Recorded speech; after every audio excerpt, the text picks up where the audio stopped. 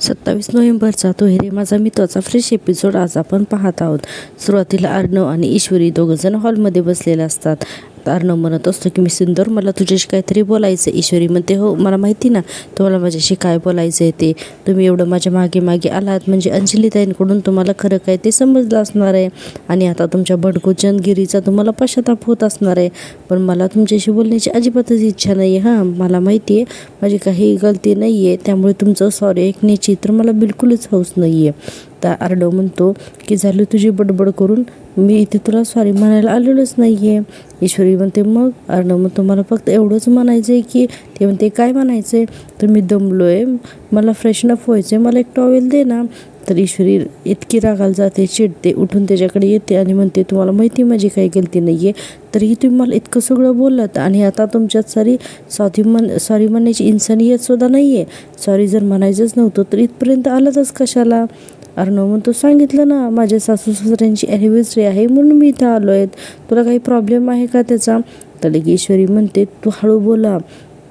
आणि मग अर्णव म्हणतो सांग ना तुला काय प्रॉब्लेम आहे? तर ती म्हणते हो आहे, खूप मोठा प्रॉब्लेम आहे हां मला. मग अर्णव म्हणतो ठीक आहे, प्रॉब्लेम असेल तर आय डोंट केअर, मला जा टॉयल घेऊन ये. तर ईश्वरी म्हणते नाही आणणार असं म्हणून पुन्हा ती सोप्यावर बसते. अर्णव म्हणत असतो प्लीज दे ना. तर ती म्हणते नाही नाही आता काहीच देणार नाही, आता तर तुमचं एकही काम करणार नाही आणि जरूरत म्हणायला लागते नाही.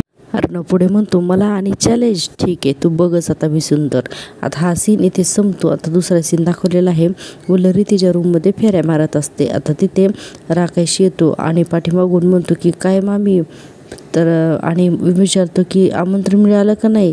ते म्हणते कसलं आमंत्रण? ते म्हणतो लगेचच राकेश म्हणतो की अहो असं काय करताय, बळजबरीच्या सुनबाईंच्या आई आल्या होत्या ना ॲनिव्हर्सरीचं आमंत्रण द्यायला, तुम्हाला नाही का आमंत्रण मिळालं? वल्लरी म्हणते माहीत नाही, त्या बाई आल्या होत्या तेव्हा मी झोपले होते. आता राकेश म्हणतो मग जाणार की नाही ईश्वरीच्या घरी? तर वल्लरी म्हणते शी, त्या मिडल क्लास मुलीच्या घरी मी पाऊलसुद्धा ठेवणार नाही आहे. हां पण ते आणायचे माहेरी आहे असं म्हटल्यानंतर असं काहीतरी करायला हवं ज्यामुळे ती परत या घरामध्ये येणारच नाही आहे. आता हे सगळं राकेश ऐकतो आणि म्हणतो मामी सॉरी पण तुम्हाला हे जमणारं काम नाही आहे हो हे? तर वल्लरी म्हणते असं का म्हणताय हो जावई बापू, का नाही मला जमणार? राकेश म्हणतो तुम्ही आणि वल्लरीने आतापर्यंत कमी प्रयत्न केलेत का? आतापर्यंत काही हाताला लागलं आहे तुमच्या, हळूहळू सगळं काही ते ईश्वरीच्या घशात जाईल हो मामी. तर वल्लरी आश्चर्याने बघते त्याच्याकडं आणि म्हणते की या घरात लवकरच ईश्वरीचं राज्य असणार हे स्पष्ट चित्र दिसतंय मला. वल्लरी म्हणते उगाच काहीतरी वाटेल ते बोलू नका जावई बापू. तर राकेश म्हणतो ठीक आहे मामी पण माझ्यावरती का चिडताय, मी जे दिसतंय तेच सांगतोय ना तुम्हाला. वल्लरी म्हणते एवढं सोपं नाही आहे हां. राकेश म्हणतो की ठीक आहे तुम्ही म्हणत असाल तर तसं बघा प्रयत्न करून, मी येतो हां. असं म्हणून राकेश लगेच तिथून निघून जातो. राकेश गेल्यानंतर वल्लरी म्हणत असते सुप्रिया कधी ना कधी तरी माझ्यासमोर येणारच, पण त्याआधी त्या ईश्वरीला अर्णवच्या आयुष्यातून कायमचं काढून टाकायलाच हवं असं अतिशय रागाने वल्लरी बोलत असते. आता तिकडे राकेश बाहेर निघून जातो आणि बाहेर जाऊन थांबतो आणि म्हणतो की मी तर मोठी रिस्क घेऊ शकत नाही सध्या, कारण नाही म्हटलं तरी अर्णवच्या पैशाची गरज आहेच मला. तोपर्यंत या मामी आणि लावण्याच्या खांद्यावरती बंदूक ठेवूनच ईश्वरीला मला इथून घालावं लागेल आणि एकदा का ईश्वरी माहेरी गेली की मग मी आहेच तिला माहेरी तिच्या जाऊन आधार द्यायला जबरदस्तीचा. असं म्हणून तो हसत असतो. तोपर्यंतच त्याचा फोन वाजतो आणि तो फोन उचलतो. तर तो फोन असतो त्या देणेकरांचा, म्हणजे जे पैसे अर्णव यांनी राकेशने घेतले असते तो म्हणतो हां दादा बोला ना. तिकडून म्हणतो काय रे फुकणीच्या, रोज पैसे देतो म्हणून आधी लावतोस का? आता लगेच राकेश म्हणतो काय हो दादा तुमचे पैसे बुडवण्याची हिंमत तर आहे का माझी? तो म्हणतो पलीकडून की आता जर का बोल बच्चन देऊ नकोस, आता जर का पैसे दिले नाहीस ना तर तुझ्या किडनी आणि लिव्हर काढून आहे ना तुला खडीत फेकून देईन. असं म्हणल्यानंतर अर्णव लगेचच राकेश म्हणत असतो की दादा काही काळजी करू नका, मी आजच तुमचे काही करून थोडेसे पैसे पाठवण्याची व्यवस्था करतो हां आणि ठेवतो फोन. असं म्हणत असतो. तोपर्यंत हे सगळं पाठीमागून अंजलीनं ऐकलेलं असतं. आता अंजली म्हणते काय हो कोणाचे पैसे द्यायचेत? आता राकेशचा चेहरा एकदमच हे दाखवलेला आहे की राकेश एकदमच घाबरतो की आता त्याला काय बोलावं ते सुचतच नाही. आता पुढचा सीन दाखवलेला आहे की ईश्वरीच्या माहेरचा. अर्णव म्हणत असतो की नम्रता सगळे तयारी झाली ना, आता सगळी लिस्ट जी आहे तर ती सगळी लिस्ट नम्रता वाचून दाखवत असते की बाबांच्या आवडीची फुलं घेऊयात, गोडामध्ये दालबाटी मावा बाटी करूयात आणि घरातच रव्याचा केक बनवूयात. हे सगळं ऐकून ईश्वरीच्या आईला आनंद वाटतो. ते म्हणते की अर्णव, तुम्हाला कसं कळालं की हे सगळं यांना आवडतं? ते म्हणजे हे सगळं खरंच खूप आवडेल हं ना मग बाबांना. त्यावर अर्णव म्हणतो की गेस करा आणि पुढे म्हणतो काका आणि म्हणतो की काकू हे सगळं प्लॅन जे आहे तर ती मी काकांच्या आवडीनंच केलेलं आहे. आणि पुढे म्हणतो की नम्रता, तू डायनिंग अरेंजमेंट व्यवस्थित केलीस ना? तर नम्रता म्हणते हो, लिहिलंय ना की आपण सगळ्यांनी जेवायला खाली बसायचं, ते पण भारतीय पद्धतीने. असं लास्टच वाक्य दोघेही एकत्र बोलतात आणि स्माईल करतात. आणि अर्णव शेवटी म्हणतो आणि आपल्या कार्यक्रमचा शेवटचा प्रोग्राम काय असणार आहे? आई बाबांच्या आवडती जुनी गाणी म्हणून. आणि अशा पद्धतीनं ॲनिव्हर्सरीचा कार्यक्रम खूप छान होणार आहे. नम्रता म्हणत असते एकदम मस्त. इतक्यातच ईश्वरी तिथे येते आणि म्हणते एक मिनिट, म्हणजे तुम्ही प्लॅनिंग केलं सुद्धा? नाही हां, ॲनिव्हर्सरीचं प्लॅनिंग मी करणार आहे हां. नम्रता म्हणते अगं इशू, पण जिजूने सगळं प्लॅनिंग केलं आहे सुद्धा, हे बघ. तर ईश्वरी म्हणते हे बघ, असं कसं काय? आई बाबा आपले, मग प्लॅनिंगसुद्धा आपणच करायचं ना? नाही हे असं काही नाही आहे, ॲनिव्हर्सरी प्लॅनिंग मीच करणार, बाकी काही मी ऐकणारच नाही आहे. त्यावरती अर्णव म्हणतो की नम्रता जाऊ दे आणि म्हणतो काकू मी म्हटलं होतं ना इंटरफेअर करायला, कुणी ना कुणी नक्की येणारच, आलेच बघा. आता अर्णव म्हणतो की नम्रता विचार काय प्लॅन आहे ते. नम्रता म्हणते सांगत आई काय प्लॅन आहे? तर ईश्वरी म्हणते नोट डाऊन कर. आणि आता ईश्वरी तेच सांगत असते जे अगोदर अर्णवने सगळं सांगितलेलं असतं ते. आता ईश्वरी खूप थाटातच बोलत असते की आपण ना ॲनिव्हर्सरीची सुरुवात आपण करूयात की सजावटीपासून. सुरुवातीला बाबांची आवडती फुले आहेत ना, तर त्यामुळेच आपण फुलांची सजावट करूयात, अगदी बाबांना आवडते तशी. आणि त्याच्यानंतर आपण मेनूमध्ये हे ठेवूया, असं सगळं बोलत असते. आता अर्णवची आई आहे ना, तर ते एकदा अर्णवकडे बघत असते, एकदा ईश्वरीकडे, आणि बघून स्माईल करत असते की दोघंजणही किती सेम विचार करतात ते. आणि म्हणते की हो इशू, आपण बाबांना ना फुलांची सजावट आवडेल. तर ईश्वरी म्हणते पाहिलं, बाबांना ना काय आवडतं हे फक्त मलाच माहिती आहे. आणि त्यानंतर जेवणामध्ये आपण सगळे इंदुरी पदार्थ करूया, म्हणजे दाल बाफले, दही वडे आणि गोडामध्ये मावा बाटी करूयात आपण. आता हे तर ऐकल्यानंतर आश्चर्याने ईश्वरीची आई अर्णवकडेच म्हणते, बघत असते. आणि पुढे ईश्वरी म्हणते आणि तुपात भिजलेला मुगाचा शिरा हे आपण गोडामध्ये करूया. आणि आई केक बाहेरून आणायचा नाही हां, केक जो आहे तर तू घरात बनवायचा केक, तोही मी बनवणार, आणि तोही रव्याचा केक, तोही छान कुकरमध्ये बनवणार. आता असं म्हणल्यानंतर ईश्वरीची आई म्हणते हो बाई, तो केक तूच बनव.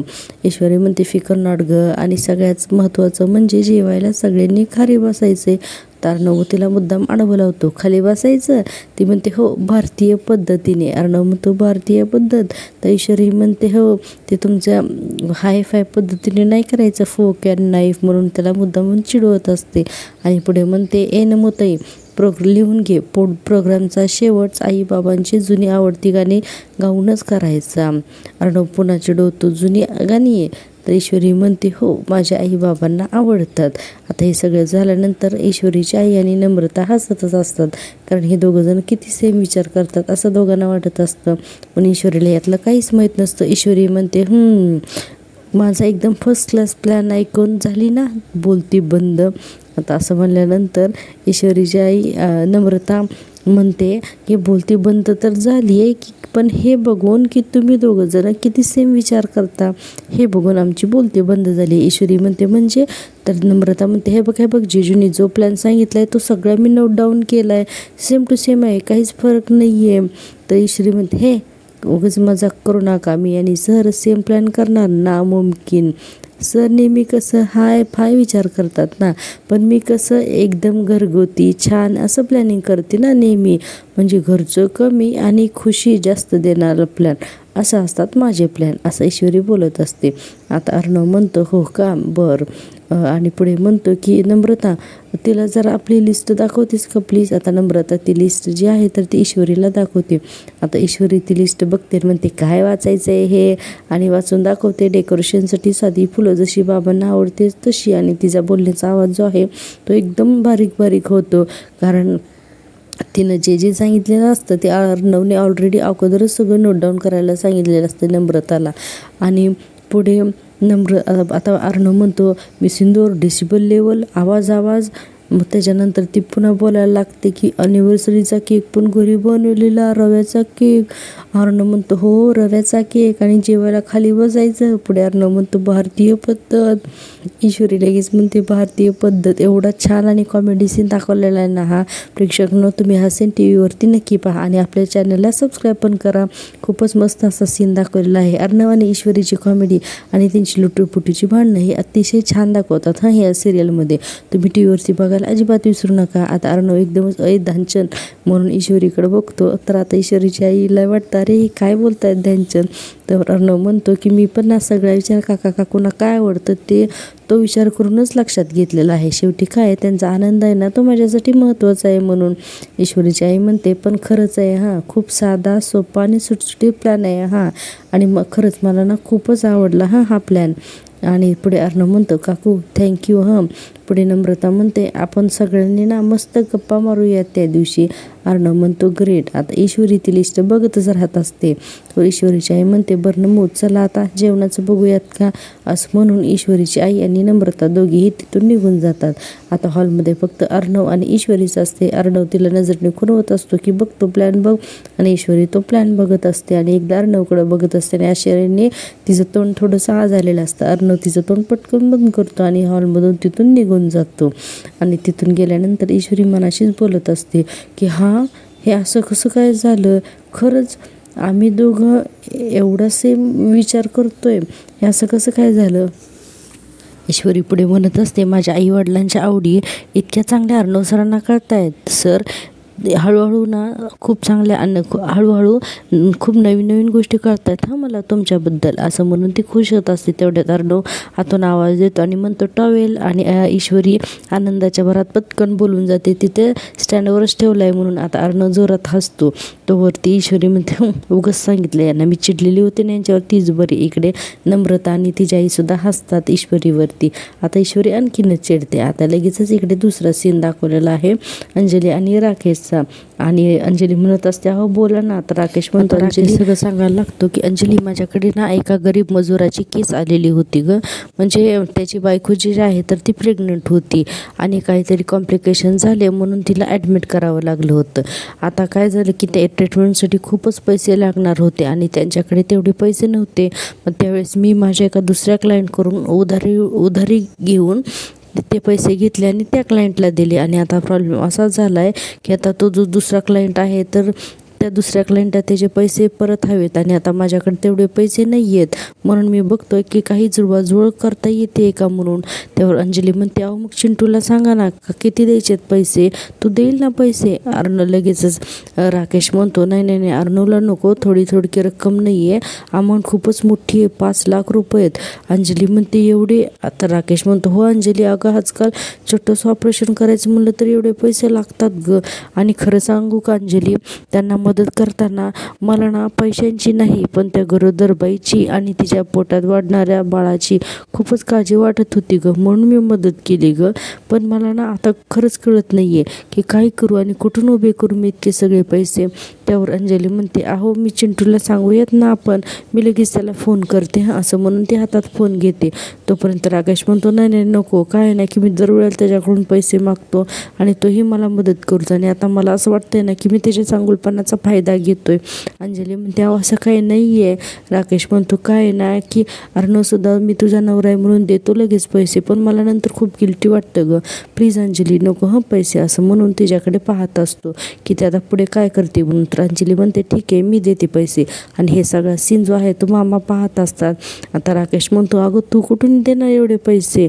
तोपर्यंत अंजली म्हणते अहो माझी एफडी आहे ना 5 लाखाची, मी ती मोडते. तर राकेश म्हणतो अगं अंजली नको. अंजली म्हणते असं काय करताय तुम्ही, एका बाळाची मदत म्हणून एवढं केलं ना, मग मी केलं तर काय हरकत आहे, उद्या आपण पण आई बाबा होणारच आहोत ना. आणि मी लगेच एफडी मोडते आणि तुमच्या अकाउंटला पैसे ट्रान्सफर करते हां. आता हे सगळं सीन मामा पाहत असतात. तर मामा हे सगळं बघून म्हणतात 5 लाख रुपये, एवढे पैसे कशाला हवे असतील याला. इकडे राकेश म्हणतो चला काम झालं माझं, किती सोपं आहे ना हिला बाटलीत उतरवणं. आता हिनं दिलेले पैसे घेऊन त्या दादाच्या तोंडावर मारून त्याला गप्प करता येईल मला, असं राकेश म्हणत असतो. आता मामा तिथून निघून जातात आणि राकेश अंजलीकडे बघून स्माईल करत असतो. आता इकडे दुसरा सीन दाखवलेला आहे. नम्रता जेवणाची ताटं वाढत असते आणि म्हणते की ताई इशू, मी जेजूंच्या ताटामध्ये लोणचं वाढू ना? ती म्हणते मला नाही माहितीच, बघ त्यांनाच विचारून. त्याच्यापुढे नम्रता म्हणते काय ग इतका कसला आलाय राग? ईश्वरीची आई म्हणते आज गप्पा मारता मारता जावयासोबत 2 घास घास गेलेत हां तुझ्या बाबांना. ईश्वरी म्हणते त्यांच्यापेक्षा ना बाबा ना माझ्याबरोबरच छान जेवतात. ईश्वरीची आई म्हणते बरं बरं. आणि पुढे म्हणते की अगं इशू फुलांची रांगोळी काढूयात का ग आपण? तर ईश्वरी म्हणते अगं आई एवढा कशाला तामझाम करते, पहिल्यांदा येत आहेत का ते, आणि एवढं काही करायची जरूरत नाही आहे ना. हां तर ईश्वरीची आई म्हणते अगं एवढं काय म्हणजे जावं येते, जावायचा मान नको का द्यायला? ईश्वरी म्हणते अगं पहिल्यांदा आले त्यावेळेस बसवलंच होतं ना फुलामध्ये, सारखंच काय आहे? तर त्याची आई म्हणते बघ ना नम्रता कशी आहे ही. नम्रता म्हणते इशू एवढी खातरदारी तर करायलाच पाहिजे ना. अर्णव तोपर्यंत येतो आणि नम्रता म्हणते की जिजू काय झालं? अर्णव म्हणतो की काकाने मला लुडोमध्ये परत हरवलं. त्यावरती लगेच सगळेजण स्माईल करतात आणि अर्णव पुढे म्हणतो आणि छान आता गप्पा मारता मारता झोपून सुद्धा गेले. ईश्वरी लगेच म्हणते गप्पा तुम्ही आणि बाबांबरोबर गप्पा मारत होतात? तर त्यावरती अर्णव तिच्याकडे म्हणतो हो. तर नम्रता म्हणते हो ईश्वरी, जिजू आणि बाबा एकदम छान गप्पा मारतात आणि बाबांच्या खानाखुणा जिजूंना एकदम परफेक्ट कळतात. त्यापुढे अर्णव म्हणतो की नम्रता तसं तुझ्या इशूला सुद्धा माझ्या खानाखुणा एकदम परफेक्ट कळतात, असं अर्णव म्हणून नम्रताला खुणवत असतो. आता इकडे ईश्वरी स्माईल करत असते कारण तिला ते आठवत असतं अगोदर ती कशी म्हणाली असते की मला तुमचे ईश्वरी छान कळतात, जेव्हा अर्णवचा आवाज बंद झालेला असतो त्यावेळेस. आता ईश्वरी स्माईल करत असते आणि अर्णवकडे बघते आणि एकदमच तिच्या लक्षात येतो की अरे आपण तर चिडलेलो होतो, म्हणून पुन्हा ती फुगते आणि म्हणते की ओ तुम्ही ना सारखं बाबांची गप्पा मारत बसू नकत, हां त्यांना आरामही करायचा असतो. अर्णव म्हणतो काकू ही लहानपणापासून अशीच कटकटी आहे का होती? आता नम्रता आणि ईश्वरीची आई हसत असतात. ईश्वरी म्हणते हसताय काय तुम्ही? अर्णव म्हणतो मी काकांना जेवणानंतरच्या गोळ्या देऊन आलोय, म्हणून ते आता शांत झोपलेत आणि ते आराम करतायत. आता त्याच्यानंतर लगेच ईश्वरीची आई म्हणते की इशू पाहिलंच ना जाबाई बापू किती काळजी घेतात ते. आता लगेच ईश्वरीचं तोंड फुगलेलं असतं. ईश्वरीची आई म्हणते की अर्णव यावर तुम्ही बसा जेवायला. आता अर्णव पाहतो तर सगळं ताट असं मांडलेलं असतं. अर्णव म्हणतो का असं ताट असं पाट वगैरे नको, हां मला नको असं जेवायला, हिला वाटलं तर बसू देत पाटावरती जेवायला, मी खालीच बसतो. ईश्वरीची आई म्हणते अहो नाही असं नाही, जावायचा मान आहे तो. अर्णव म्हणतो मान हे बघा तुम्ही आग्रह करताय म्हणून, नाहीतर काही लोक. आणि पुढे म्हणतो बसतो मी, हां बसतो पाटावरती, असं म्हणून अर्णव पाटावरती बसतो लगेचच जेवायला. आता याच्यानंतर नम्रता पुढे म्हणत असते की जिजू घ्या हां सुरू करा जेवायला. आता अर्णव जेवायला सुरू करणारच असतो तेवढ्यात म्हणतो तुम्ही सुद्धा जेवायला बसा. त्या दोघीसाठी नाही म्हणत असतात पण ते म्हणतो नाही तुम्ही दोघी जर का जेवायला बसला तरच मी जेवणार, नाही तर मी जेवणार नाही. हां हिला जेवायचं असेल तर जेवू दे पण मीच तुमच्या सगळ्यांसोबतच जेवणार. तर ईश्वरी हे सगळं बघत असते. त्यानं ईश्वरीची आई नको म्हणत असते तर अर्णव म्हणतो की काकू मी जेवणार नाही, हां मी आधीच सांगतो, तुम्ही सुद्धा बसा. आणि ईश्वरीला म्हणतो दे ना ताटा त्यांना जेवायला. असं म्हणून आता सगळेजण जेवायला बसणार असतात. आता ईश्वरी अतिशय रागानेच बघत असते आणि अर्णवकडे जेवता आता अर्णव जेवत असतो आणि प्रत्येक घास खात असताना म्हणत असतो वाव नाईस काकू मस्तच, वा काय टेस्टी, काय छान झालंय. आता अर्णवना जेवणाचं खूपच कौतुक करत असतो आणि म्हणत असतो सगळे पदार्थ एकदमच झकास झालेत, एकदम बढिया. ईश्वरीची आई म्हणते हो ना आवडलं ना? अर्णव म्हणतो हो बढिया. आणि ही कढी तर सुपर, आमच्या घरी पण कढी बनते पण तेवढी मजा येत नाही हो. तर ईश्वरी मनात म्हणते काय खोटारडे हे, परवा मीच केलेली कढी, घरामध्ये 4 वाट्या कढी गटकली तीही माझ्यासमोर आणि इथं असं बोलतायत खोटारडी कुठली, असं म्हणते. आणि हा सीन इथे संपलेला आहे. आता रात्र झालेली असते आणि रात्री मामा विचार करत असतात की ह्या मामाला ह्या राजेशला एवढ्या पैशाचं नक्की काय करायचे, हे जर शोधून काढलं ना तर याचा एखादा वीक पॉईंट आपल्या हाती लागेल असं मामा विचार करत असतात. आणि मामा विचार करतात तोपर्यंत वल्लरी खोलीमध्ये येते. आता वल्लरी तर नॉर्मल चालत येत असते पण तिला जसं मामांना पाहते की मामा काहीतरी विचार करत उभारलेत की लगेचच काठी घेते, काठी टेकीत तिथं येते, लगेचच नाटकं करायला लागते की पाय आपला किती मुरगाळला येते. आता हे सगळं मामा बघतात आणि मामा म्हणतात अगं ये वल्लरी पाय मुरगाळलाय ना तुझा, मग भटकतेच कुठे सारखी. तर वल्लरी म्हणते तुम्हाला काय करायचं आहे, मी भटके नाही तर काहीही करीन, मला प्रश्न विचारायचे नाहीत हां तुम्ही अजिबातच. त्यावरती मामा म्हणतात फ्रस्ट्रेट झालीस का? वल्लरी म्हणते हो झाली फ्रस्ट्रेट मी, पण तुम्हाला मी नाही सांगणार. तर मामा म्हणतात हो का, बरं ठीक आहे, पण काहीतरी ना डाव शिजतोय. अरे देवा, आता पुढे काय घडणार आहे ना माहीत नाही. वल्लरी रागाने बघते आणि म्हणते कसं आहे ना की तुमच्यासारखा बायकोवरती संशय घेणारा, सतत संशय घेणारा नवरा असेल ना तर काय करणार. मामा म्हणतात संशय घेतो कारण तू वागलीच तशीच. सात्विकाताईने आत्महत्या करण्या अगोदर तिचे सगळे दागिने तिने तुला दिले होते, पण तू स्वतःचे म्हणून ते दागिने मिरवले आणि अंजली आणि अर्णवच्या शिक्षणासाठी त्यांच्याच आईचे दागिने सगळे विकले आणि मी केवढा मोठा त्याग केलास असं दाखवलेस. आणि हे सगळं माहिती आहे मला, आणि हे सगळं मी कोणालाही सांगू शकलो नाही आहे, याचं ना दुःख आहे मला.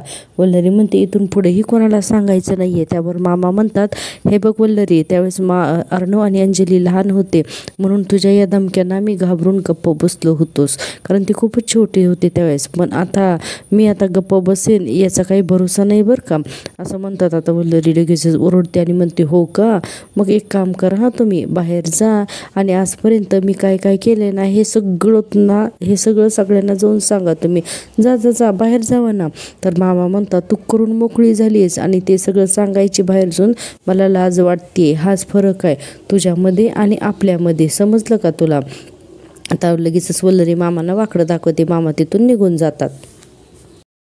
वल्लरी पुढे म्हणत असते हे तर काहीच नाही हो, तुमच्या या गुणी बायकोने अजून आत्तापर्यंत काय काय गुण उधळलेत हे जर का तुम्हाला कळलं ना तर तुम्हाला दिवसाढवळ्या वेळ लागेल, असं वल्लरी म्हणत असते. आणि हा सीन इथे संपला. आता दाखवले आहे पुन्हा ईश्वरी आणि अर्णव जेवण करत असतात. ईश्वरीची आई म्हणत असते इशू अगं कढी वाढ ना त्यांना. ईश्वरी म्हणते समोर आहे ना, घेते ईश्वरीच्या हाताने. इशू ही काय पद्धत आहे वागायची, ते तुझ्या माहेरी आले त्यांना काय हवं काय नको हे तू बघितलं पाहिजे सतत. आता अर्णव त्यावरती म्हणतो काकू जाऊ देत ना, ठीक आहे राहू देत, एवढं काय त्याच्यामध्ये. आणि पाहिलं ना तुम्ही ही मला अशीच करते. नम्रता तू ही बघितलंस का? नम्रता म्हणते हो बघितलं ना मी. अर्णव म्हणतो बघितलं ना कशी वागते ही माझ्याशी म्हणून. अहो घरीसुद्धा माझ्याशी असंच वागत असते, काहीही ऐकत नाही माझं, ही अगदीच काही ऐकत नाही. आता नम्रता आणि ईश्वरीची आई एकटक बघत असतात की अर्णव कसा सांगतोय तो. आता अर्णव म्हणतो आता मागाचंच उदाहरण घ्या ना, मी म्हटलं घरून निघताना की तू बाई माहेरी 7 दिवस राहा, पण म्हणाली नाही मी 2च दिवस राहणार. आता ईश्वरीची आई आणि नम्रता पाहतात की अर्णव कसं सांगतोय ते. ईश्वरीला तर एवढा राग आलेला असतो. ईश्वरी अर्णवकडे अतिशय रागाने बघते आणि अर्णव म्हणतो मला ना काकू हल्ली भीतीच वाटायला लागली हिची. हे बघा ना, बघा कशी बघते माझ्याकडे, हिचे डोळे बघा घाबरेल नाही तर काय कुणी. पण ईश्वरी अतिशय डोळे मोठे करून बघत असते. इतका कॉमेडी सीन दाखवला. ईश्वरीची आई पण इशू म्हणते तर ईश्वरी त्याच रागीत डोळ्याने ईश्वरी तिच्या आईकडे पण बघते. तिची आई एकदम घाबरते आणि म्हणते इशू काय हे डोळे तुझे. तर ईश्वरी एकदमच चपापते आणि तिची आई म्हणते इशू चुकीचं बघतेस तू, हे असं काय हे डोळे तुझे असं बघतात का कोणी. आणि पुढे म्हणते की अगं सासरी ते तुझी जशी काळजी घेतात तशी तू इथे त्यांची काळजी घ्यायला नको का. आता ईश्वरीला लक्षात येतं तिची चूक काय आहे ती. पुढे ईश्वरीची आई म्हणते इथे आल्यापासून त्यांना काय हवं काय नको हे तू बघितलं पाहिजेस. आता ईश्वरी फक्त अर्णवकडे बघत असते कारण अर्णवने खोटं बोललेला असतो. पुढे ईश्वरीची आई म्हणते इथे त्यांना काहीही कमी पडणार नाही याची जबाबदारी तुझी, समजलं ना. तर अर्णव पण लगेच म्हणतो समजलं ना. आणि आता ईश्वरी मनात म्हणते की आता बघाच तुम्ही 24 तास मी तुमची कशी सेवा करते ते, असं म्हणून आता हा भाग इथे संपलेला आहे. चॅनल लवकरात लवकर मॉनिटाईज होण्यासाठी तुमच्या सगळ्या सपोर्टची खूप गरज आहे, तेव्हा प्लीज चॅनलला सबस्क्राईब करा. पाहूया उद्याच्या भागामध्ये काय होतं ते. तर आता उद्याच्या भागामध्ये आपण पाहणार आहोत की रात्र झालेली असते आणि अर्णव आणि ईश्वरी झोपण्याची तयारी करत असतात. त्यावेळेस ईश्वरी त्याला इतका परेशान करते, त्याला भूत म्हणून घाबरवते आणि त्याला अक्षरशः एवढं घाबरवते की अर्णव बिचारा घाबरून कसाबसा झोपी जातो. आणि इकडे राकेश जो आहे तर ते दुधामध्ये काहीतरी मिक्स करून अंजलीला देणार असतो आणि म्हणतो की आता अर्णव कसा येत नाही घरी, मी ते बघतोच. आणि उद्याचा भागसुद्धा काय होणार आहे ते मी तुम्हाला दाखवलेलेच आहे. तेव्हा प्लीज चॅनलला लाईक करा, शेअर करा आणि सबस्क्राईब करा. भेटूया उद्याच्या भागात. तोपर्यंत टेक केअर, बाय बाय.